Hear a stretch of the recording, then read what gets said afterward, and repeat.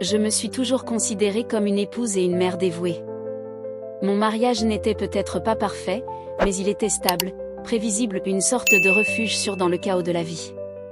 Avec Marc, mon mari, nous avions développé au fil des années une routine faite d'indifférence polie. Nous vivions sous le même toit, partagions les tâches quotidiennes, élevions ensemble nos enfants. Mais quelque part en chemin, l'étincelle qui nous unissait autrefois s'était transformée en un silence douloureux. Ça ne me dérangeait pas. Ou du moins, je le croyais. C'est normal, me disais-je. Une conséquence inévitable du temps qui passe. Peut-être le prix à payer pour une vie paisible et sans heurts. Pourtant, au fond de moi, une sorte de vide invisible me rongeait, une sensation sourde qu'il manquait quelque chose d'essentiel. Nathan, notre fils, venait d'avoir 21 ans. Notre maison était devenue le point de rendez-vous de lui et de ses amis. Chaque week-end, des rires bruyants et le tintement des bouteilles de bière résonnaient dans notre salon. Parfois, ils faisaient la fête toute la nuit. Parmi eux, un jeune homme se démarquait clairement, Julien. Il avait 24 ans, à peine plus âgé que Nathan, grand, avec des cheveux blonds en bataille et une attitude détendue qui illuminait chaque pièce où il entrait. Il était poli, respectueux, toujours prêt à aider. Mais il y avait quelque chose de plus, quelque chose que je n'arrivais pas à nommer. Une force magnétique qui m'empêchait de détourner le regard. Tout a commencé un samedi après-midi apparemment banal. Nathan et ses amis jouaient au ballon près de la piscine.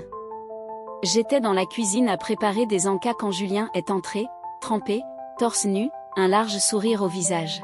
« Madame Morel, vous avez besoin d'aide », dit-il avec une voix presque trop charmante. Je fis mine de rester calme. « Non merci, Julien. Tu devrais retourner t'amuser. » Mais il ne bougea pas. Il s'adossa au plan de travail. L'eau goûtait encore de sa peau sur le sol. Ses yeux me scrutaient, pas de manière irrespectueuse, mais avec une intensité qui accéléra mon souffle. « Vous prenez toujours soin de tout le monde, dit-il doucement. Vous mériteriez aussi un peu de repos. » Je ne savais quoi répondre. Ces mots réveillaient quelque chose que j'avais longtemps étouffé. Je ris nerveusement, les yeux fixés sur les sandwichs. « C'est ce que font les mères, dis-je pour casser la tension. » Mais cette tension restait là, suspendue entre nous, silencieuse mais brûlante. Les semaines suivantes, j'ai commencé à remarquer Julien plus que jamais. Sa façon de rire, sa manière de toujours trouver un prétexte pour rester dans la cuisine quand j'y étais. Je me disais que c'était innocent. Une admiration passagère. Un simple malaise de femme un peu trop seule. Mais au fond, je savais. Je me mentais à moi-même. Puis vint cette soirée. Nathan était sorti avec ses amis, mais Julien était resté, disant qu'il ne se sentait pas bien. Je lui proposai de lui faire du thé. Il accepta, et nous nous installâmes dans le salon. La maison était silencieuse. Une sorte de vide planait, pesant, mais étrangement apaisant. Nous parlions de tout et de rien.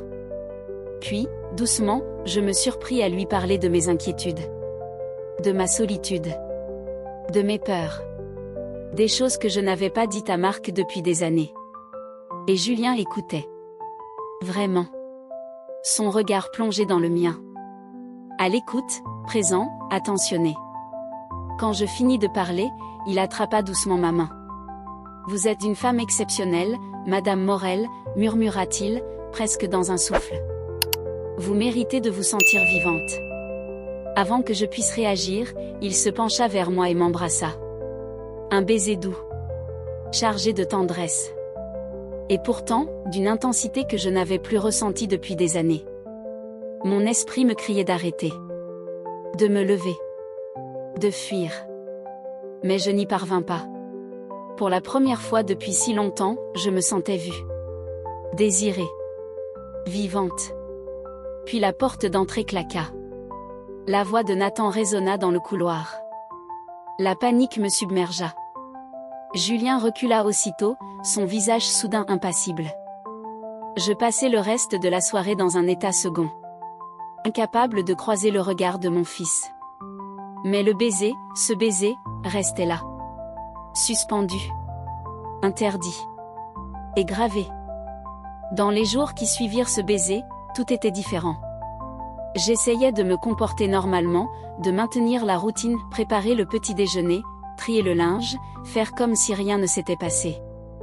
Mais chaque fois que je voyais Julien, quelque chose se serrait en moi. Et chaque fois que je ne le voyais pas, il me manquait d'une manière que je n'osais pas nommer. Il était devenu plus distant. Poli, comme toujours, mais réservé. Peut-être par gêne. Ou peut-être qu'il attendait simplement un signe de ma part. Un soir, alors que Marc était en déplacement professionnel et que Nathan dormait chez un ami, Julien se présenta soudain à la porte. Il avait soi-disant oublié son chargeur. J'ai hésité un peu trop longtemps avant de m'écarter pour lui dire. Il est dans le salon, au fond. L'air entre nous était lourd, dense, électrisant. Il entra, sans dire un mot. J'entendis ses pas dans le couloir, le léger bruit du chargeur qu'il ramassa du sol. Mais il ne revint pas tout de suite. Quand je l'appelai, il ne répondit pas. Je le suivis et je le trouvai là, debout dans la pénombre, le regard fixé sur moi. Madame Morel, à propos de l'autre nuit. Julien, nous ne pouvons pas, le coupai-je aussitôt, la voix tremblante. C'était une erreur. Un moment de faiblesse. Il fit un pas vers moi. Je reculai instinctivement, jusqu'à ce que mon dos touche le mur. Était-ce vraiment une erreur, murmura-t-il. Parce que je n'arrive pas à arrêter d'y penser. À vous. À ce que j'ai ressenti quand je vous ai embrassé. Je déglutis avec difficulté. Je voulais nier, le repousser. Mais je n'y arrivais pas.